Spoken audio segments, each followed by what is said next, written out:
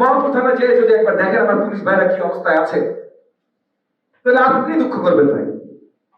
মানে তাদের অবস্থান যদি একবার দেখেন যে কি অবস্থায় তারা থাকে, খাওয়া দাওয়া করে, কি অবস্থায় চলে, তারপর আপনার মন খারাপ হবে যে এই লোকটা তারপর সারাদিন রাস্তায় দাঁড়ায় থেকে ট্রাফিক করে, সারাদিন ধরে ধরে আমার জন্য আমার প্রতিরক্ষা করতে চেষ্টা করে। তাহলে যে আমাদের জন্য, যারা আমাদের জন্য এত ত্যাগ স্বীকার করছে, তাদের জন্য আমাদের কিছু করতে হবে। এখানকার এমপি মানে আমি, আপনারা বাছাই করেছেন আমাকে, আপনারা ভোট দিয়ে আমাকে নির্বাচিত করেছেন। আমার তরফ থেকে আমরা এখন একটা ট্রাস্ট সোসাইটির ব্যবস্থা করছি, যেটা শুধুমাত্র আমাদের পুলিশ ফোর্সেসদেরকে সহযোগিতা করার জন্য তৈরি করা হবে। এই ট্রাস্ট সোসাইটির মাধ্যমে আমরা আমাদের থানাগুলোর যত প্রয়োজনীয়তা আছে এগুলো ফান্ড করতে চেষ্টা করি। এই ট্রাস্ট সোসাইটিতে আমি আপনাদের প্রতি আহ্বান জানাচ্ছি, আপনারা এই ট্রাস্ট সোসাইটিতে ডোনেশন করেন। আমরা এর আগে আমি বলেছি কথাটা, এখন অলরেডি এটা আইনগত কাজ শুরু হয়ে গেছে এই ট্রাস্ট সোসাইটি ফরমেশনে।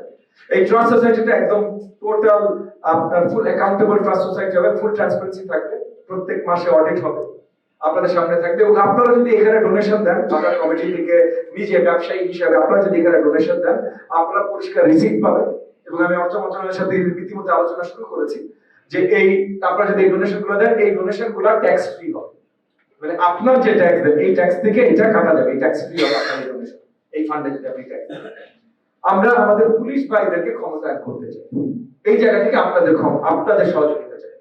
আপনাদের ডোনেশনের মাধ্যমে যদি 2টা টহল করার গাড়ি আমরা মোহাম্মদপুর থানায় দিতে পারি, 2টা টহল করার গাড়ি আমরা আদালত থানায় দিতে পারি, তাহলে আপনার বাজার সুরক্ষা আরো বেশি থাকবে।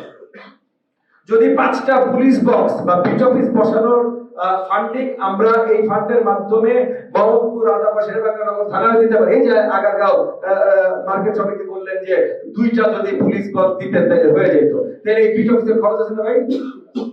ডিএমপি দিচ্ছে না তো তাদেরকে, আপনাদের দরকার তো।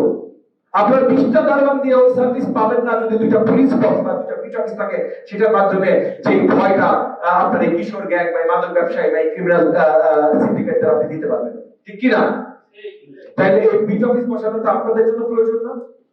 তাহলে এগুলোর জন্য চলেন আমরা একত্রিত ভাবে আমাদের পুলিশ ভাইদেরকে সহযোগিতা